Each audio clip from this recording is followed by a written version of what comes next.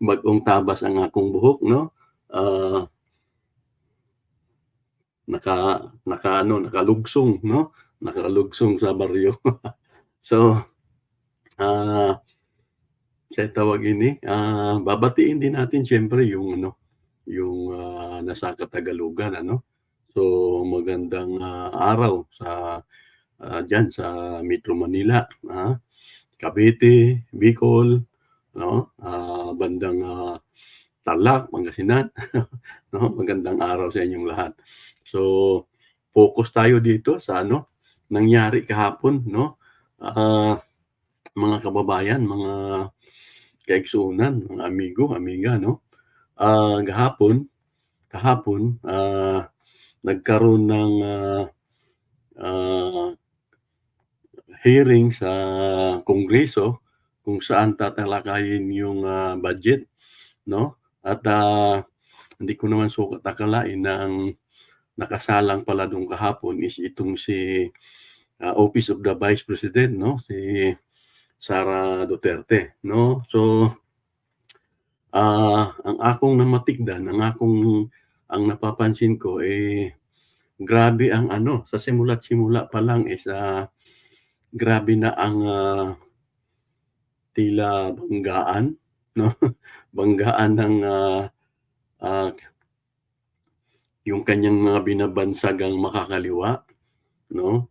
Sila Kabataan Party List Manuel, sila Franz Castro at yung isa, kalimutan ko pangalan ano, pero yan yung binabansagan niyang mga makakaliwa o mga leftist. So, sa mga message ng mga tao 'no, kung nasubaybayan niyo, kung napansin niyo yung mga komento habang nagla-live ang, paghi-hearing, ang daming umaano dun, ang daming mga bumabato ng mga mensahe 'no. Ah, Minsan tinutuligsa yung, grupo nila Manuel 'no, ng Kabataan Party List at, pinangangalandakan nila yung CPP, CPP kayo, NPA kayo, umalis kayo diyan, 'no. So, dito naman sa kabilang panig 'no, dito naman 'pag si Sara naman 'no, si Sara Duterte, marami rin ang nagbabato ng, mga mensahe sa kanya. Korapsyon 'no, yung, 125 million na korapsyon, yung, pagiging mayor niya napakalaki ng, intelligence at, confidential fund, bilyon 'no. So,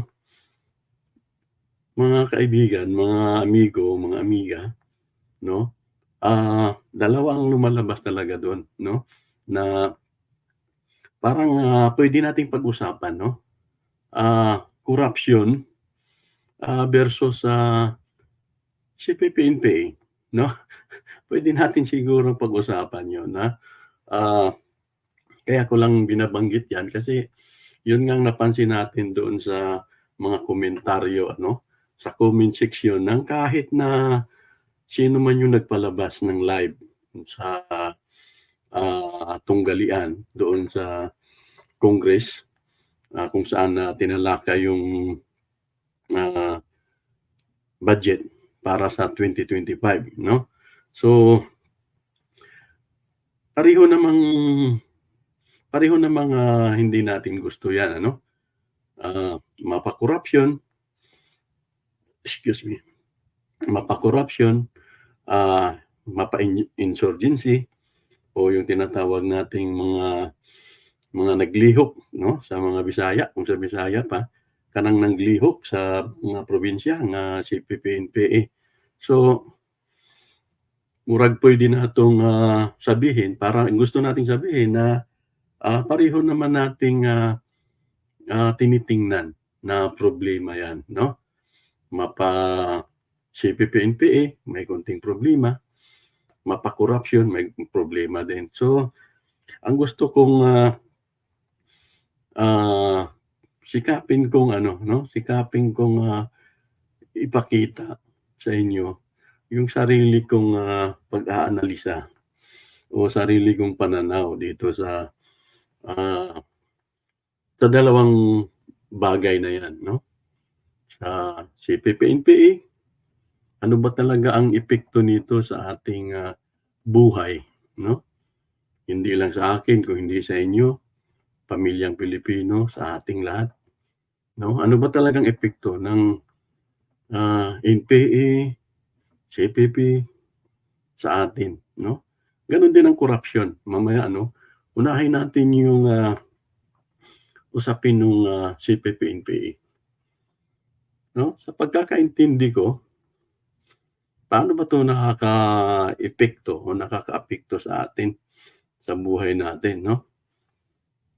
Ang pagkakaalam ko, ah, nag-oorganisa sila 'no, nagre-recruit 'no, sa makatuwid na meron silang idea o meron silang, kaisipan na, puwede nating sabihing kakaiba doon sa kasalukuyang, mga pananaw sa buhay, mga prinsipyo sa buhay 'no. So, kung sa Bisaya mga baruganan, mga prinsipyo, mga gustong mahitabo 'no, mao na ang CPP-NPA. So, nagre-recruit sila 'no, tiguang man, matanda man, kabataan man, babae man, lalaki man, bakla, tumboy 'no, nagre-recruit sila. So, kung sa Tagalog o kung sa iba pang salita, nanghihikayat sila 'no, para sumapi. So, dito naman sa CPP-NPA pa, madagdag ko lang, ah, madalas sa ano 'to, madalas kahit kayo alam niyo 'yan, sa mga probinsya 'to 'no, sa mga lalawigan, nandun sila lalo na nung mga panahong 1980s, 1990s 'no. Talagang dumami kasi ng todo 'yan nung panahon ni Marcos nung hindi pa umaalis yung tatay ni BBM. So, yun ang pagkakaalam ko kahit na bata pa ang inyong lingkod nung panahon na yun 'no. Pero yun talaga 1980s ang napakadami 'no. So, sa mga probinsya 'yan, sa mga lalawigan. May mangilan-ngilan sabi nila na kumikilos sa mga siyudad 'no. Hindi naman siguro ninyo maipagkakaila 'yan 'no. Sa mga kahit ordinaryong tao may nakakaalam na kumikilos sa siyudad, nag-organize sa siyudad din. Pero mangilan-ngilan lang. Talagang ang alam natin sa mga probinsya sila. So, siyempre, ano bang impact nito sa pamilyang Pilipino? Yun nga, minsan nare-recruit yung mga anak nila 'no, mga bana nila kung sa Bisaya. Ibig sabihin yung kung sa Tagalog yung asawang lalaki 'no, nare-recruit. Ano pa ba 'no, nanghihingi, yun ang nababalita natin, nanghihingi din sila sa mga magsasaka ng, mga tila palay yata, kamote, saging. Kasi kadalasan nga nandun sila sa mga bukid, sa baryo. So yun ang alam natin ano. Ah, Mayroon tayong nababalitaan na bandang, Mindanao na di umano yung mga illegal yung mga logging dun ano, yung lalo na yung mga malalaking kumpanya ng logging, tinututulan daw di umano ito ng mga CPP-NPA kaya ang pagkakaalam natin nanghihingi sila 'no, sa parang parang ang pagkabanggit, o mga kuwento-kuwentuhan is, ah, hindi rin lang naman masawata dahil may protector din sila 'no, may mga sarili silang gwardiya. So, ang ginagawa na lang yata ng CPP-NPA, parang binubuhisan o hinihingian. So, 'yun ang mga nakikita natin at mga naririnig. Ano pa ba 'no, sa mga pagkakaalam niyo mga amigo, amiga? Ang malala, ayun naalala ko na, ang malala 'no, ang pinakamasakit nga mahitabo usahay naay mga engkuwentro nga mahitabo 'no. So, nagyoy may namamatay 'no. So, 'yun ang alam nating, impact nito o naging, ah, mahitabo sa tao, sa mga tao kung sila ay, madikit o ma makaranas ng pakikihalubilo sa mga taong ito, 'no? Yan yung mga impact sa Pilipino sa pagkakaalam ko, 'no?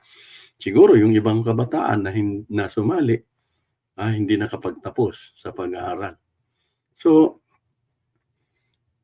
una nga yung, nag-oorganisa sila, nanghihikayat sila, 'no? Kadalasan sa mga probinsya, nanghihingi din sila di umano, 'no? Tapos kalaunan minsan 'pag may mga engkwentro namamatay ang kanilang grupo o sila. So, mayro'n bang, malaking impact sa buhay ng tao sa usapin kunyari ng, kagutuman, 'no?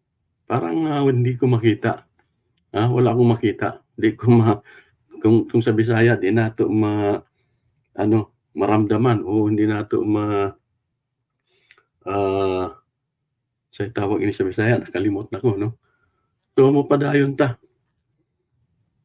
sa korapsyon 'no, pagkahuman nato nga maanalisa ning, CPP/NPA kay kahapon grabe ang batuhan ng, asaran 'no.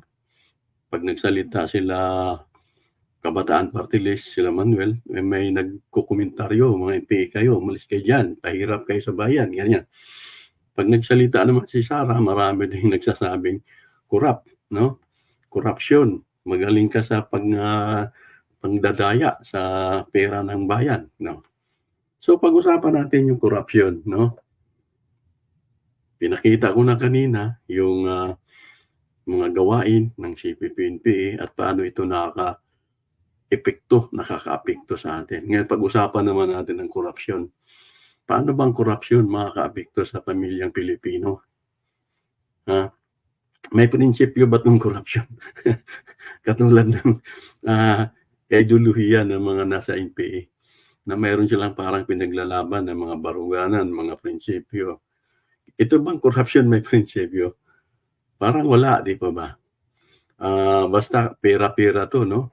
So, parang kung sa Bisaya, basta mangawat na lang og kwarta. So, unsa pay lain sa korapsyon 'no, ah, may iniinggit yung iba. 'No? Yun ang napapansin natin, eh, 'no? Yun na yung napapansin natin. Kunyari yung isang mayor, yung isang gobernador, yung isang congressman, yung presidente, 'no? Ay yung mga kanyang mga alipores, yung vice presidente, 'no? Parang nagkakainggitan, 'no? "Oh, ang laki ng nakuha nung isa, kailangan, tumbasan o lagpasan ko yung na-korap niya," 'no? So, yun ang nakikita natin sa usapin naman ng korapsyon. So, kung may mga leader tayo na binabansagang baka NPA ka, eh, mayroon naman tayong mga leader na binabansagang korap ka, 'no? O may anomalya kang ginagawa, nagnanakaw ka. So, ano pa ba? Ito bang pagnanakaw o korapsyon na nangyayari, ay, may epekto ba 'to sa simpleng mamamayang Pilipino o sa pamilyang Pilipino? So, sabi ko nga kanina wala namang prinsipyo 'to, eh. Iniinggit pa nga yung iba na parang, magkakaroon na lang tuloy ng sabuatan. Pare-pareho ng magbabawas ng pera ng bayan o ng buwis ng bayan. At kadalasan 'no, ang korapsyon nangyayari sa sentro ng gobyerno 'no. Pagdating sa lalawigan sa mga probinsya maliliit lang yun, mga mayor dun, ang liliit lang nun 'no. Walang impact kung sa mga, probinsya lang. Ang may impact talaga yung nasa sentro ng gobyerno, yung nandito sa, ah, nasyonal 'no.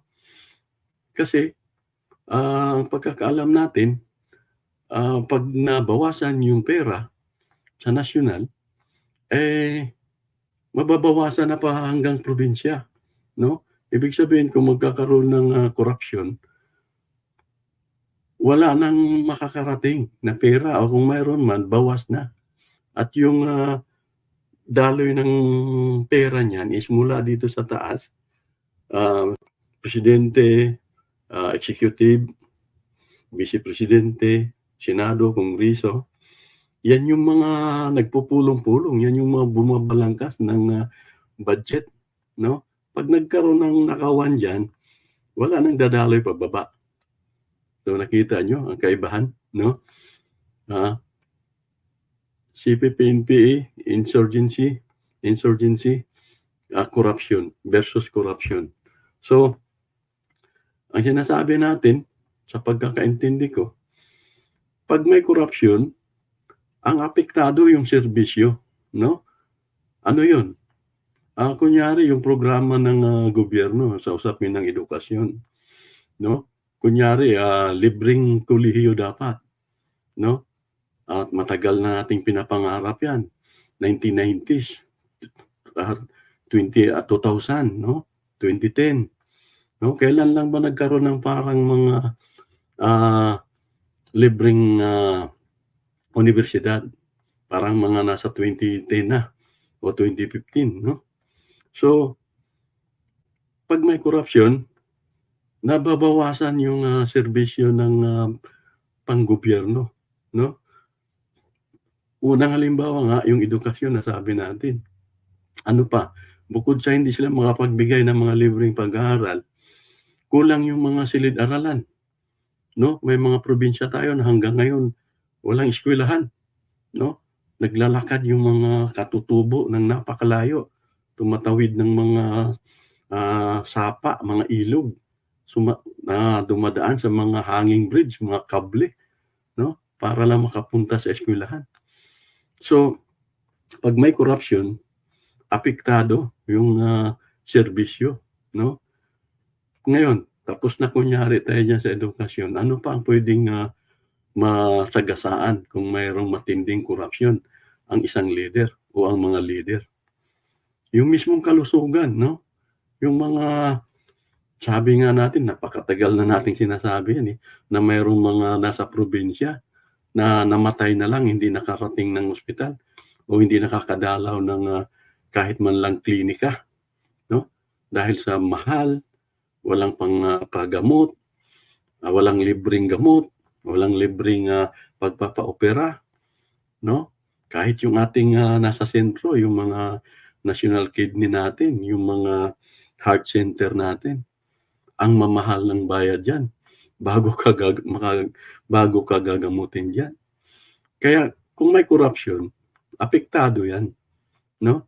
Hindi rin sila makakapagbigay ng mga imbes na may libre, kung ang lahat ng pera ay napupunta diyan, mapapakinabangan ng pamilyang Pilipino 'yan. So, ano pa ba ang nakikita natin, ano? Ah,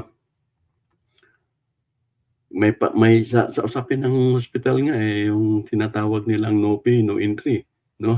Parang no entrance, hindi ka tatanggapin, no admission, 'no? No pay, no admission, parang gano'n. Mayroong iba nag-iiyak na lang do'n sa gate ng, ospital, hindi nakakapasok dahil hinahanapan muna ng pera doon sa isang, kunyari na baril, na saksak na kailangan na, ah, i-opera. Nangyayari ito sa mga probinsya, 'no? Hindi ako gumagawa-gawa lang ng mga kuwento, ano. Ito ay, karanasan, mga naririnig nating balita, 'no? Aminin man sa hindi, hanggang ngayon nangyayari 'yan, na no pay, no admission, ano. So, ano pa ang mangyayari kung may corruption, 'no, mga kababayan? Lalo na yung mga grabe kasi yung mga comments kahapon, ano. Parang tingin ko pa nga mga babae yung iba dun, hindi mo na malaman kung mga trolls o mga bayaran sila, 'no? Kasi may mga bumabato, laban dito sa kina Manuel, 'no, kina Franz Castro at dun pa sa isa na talagang tinitira nila na mga NPA kayo, mga wala kayong silbi, 'no? At dito naman sa kabilang banda, korapsyon naman yung pinagsasabi ng iba laban dito kay, Sara, 'no? So, itong ating pag-uusap ngayon, pilit lang nating, sa tulad ko, pilit ko lang, ikinukumpara yung dalawa at kayong bahala kung, ano ang masasabi niyo. Pero sa ganang akin, yun na nga, ano, mas mabigat ang nangyayari 'pag, ang korapsyon ang, nagpapatuloy sa ating bansa. Sinabi ko na nga kanina na apektado yung mga serbisyo sa edukasyon, sa kalusugan, at ano pa, ang madadagdag ko pa, 'pag matindi ang korapsyon, 'no, yung mga DSWD na 'yan ano, yung mga programang pang-agrikultura, pati yung mga programang pang-DSWD, mga tulong kunyari dun sa mga namatayan, mga may sakit, mga nabaha, yung mga may kalamidad, mababawasan 'yan dahil, kung na-corrupt 'no, kung nanakaw ang pundo ng gobyerno o yung kahit yung mga inutang sa iba't ibang bansa 'no, kung nanakaw 'yan, apektado yung ating mga, nakukuhang, tulong mula sa gobyerno at mula sa mga ahensya ng gobyerno. Anong resulta niyan 'pag ang ating, gobyerno ay nako-corrupt o kino-corrupt yung pera diyan, 'no? Hindi makapagbigay ng mga pataba, mga fertilizer na dapat libre doon sa mga magsasaka. So 'pag walang ani, gutom ang abutin ng isang bayan o ng isang bansa. Napakadaming malnourished 'no, mga kaibigan. Hanggang ngayon ano, sa maniwala't kayo sa hindi, napakarami pa ring malnourished 'no.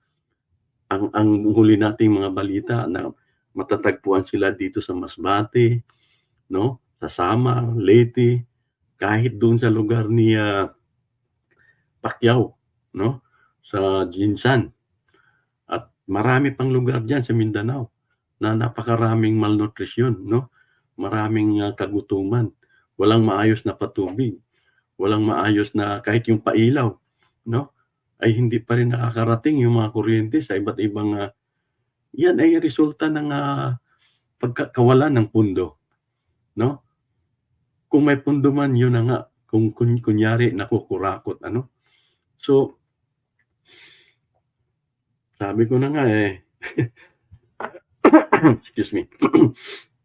Sino ngayon sa dalawa 'no, sino ngayon sa dalawa ang may malupit 'no, may malupit na, tama o impact sa atin bilang mga mamamayang Pilipino o pamilyang Pilipino.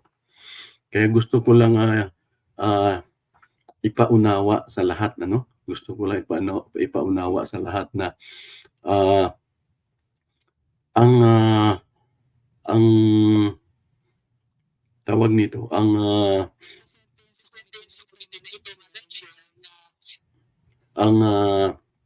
pagko-compare natin 'no, ang pagko-compare natin sa dalawang ito ay, sana nabigyan ko ng tamang, punto ang bawat side 'no. Sana naipakita ko sa inyo na alin sa dalawa, alin ba talaga sa dalawa ang may matinding, tama sa atin.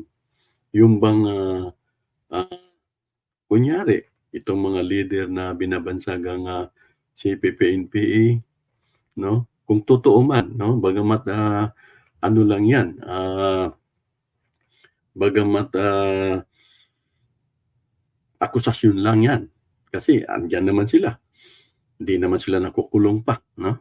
So akusasyon lang 'yan ni, pagpalagay nating sa panig ni Sara Duterte at kung sino pa yung mga kanyang mga kakampi, yung sila Badoy, mga, naalala ko pa itong, kahit itong, Kingdom of Jesus Christ 'no, matindi 'yan kung salita laban daw sa mga CPP-NPA. So, ang tanong natin, tayo na mga nanonood lang, nakikinig lang, bagamat hindi nga natin gusto 'yan, pero may malaki bang, naging problema sila sa ating, kabuhayan, sa ating, kinakain araw-araw, sa ating, pagpunta sa mga ospital, paghingi ng mga serbisyo? Meron bang naging, impact sa atin 'yan, yung mga sinasabi nilang mga NPA, CPP? O mas maraming, problema kung itong korapsyon ay, nagpapatuloy? Ah, sanang mas mabigat 'no, ang may korapsyon na hindi napuputol 'no, katulad na lang halimbawa sa akusasyon dito kay, ah, Duterte, Sara Duterte, na grabe ang tawag nito, grabe hindi niya masagot yung 125 million at yung bahagi doon sa 125 million. So, kayo, pinakita ko lang, no? Pinakita ko lang kung paano ba talaga ang nararamdaman o paano ba natin na binibitbit o paano ba natin dinadala yung ganitong mga pangyayari, no? Kunyari mayroong mga CPP-NPA diyan, paano ba sila umiepekto sa atin? At kung paano naman kung may mga leader tayong nangungurakot, saan man 'yan, kongreso man 'yan, ahinsya man ng gobyerno 'yan, ah, DFA man 'yan, immigration man 'yan, land of Department of Agriculture man 'yan, Bureau of Fisheries man 'yan, presidente man 'yan, vice presidente man 'yan, senador man 'yan, at congressman man 'yan, 'no? 'Pag yang mga 'yan ay nangurakot, ah, alin sa dalawa ang mas may tama sa atin? Yung korapsyon o yung CPP-NPA na sinasabi nilang nakakatakot din? Okay? So, kuha niyo, 'no? Mga kaigsunan, mga kababayan, kuha niyo. Alin ba talaga ang mas may tama sa ating mga Pilipino? Ang korapsyon o yung CPP-NPA daw na nangyayari o yung insurgency na nangyayari kuno sa ating bansa? Okay, mabuhay tayong lahat at paki-subscribe, 'no? Palagi-lagi may topic tayong kakaiba, 'no? Bukod diyan sa mga nangyayari diyan sa ating bansa, 'no? Mapapulitika man 'yan, mapapugo man 'yan, mapakatiwalian man 'yan, pag-uusapan natin lagi. Pero ito, kinumpir ko lang at kayo ngayon ang hinahamon ko, ah, alin ba talaga sa dalawa ang may tama sa inyo, 'no? Mag-comments, paki-comments, ano? Paki-comments na lang, okay? Mabuhay kayo at maraming salamat sa inyong panunood.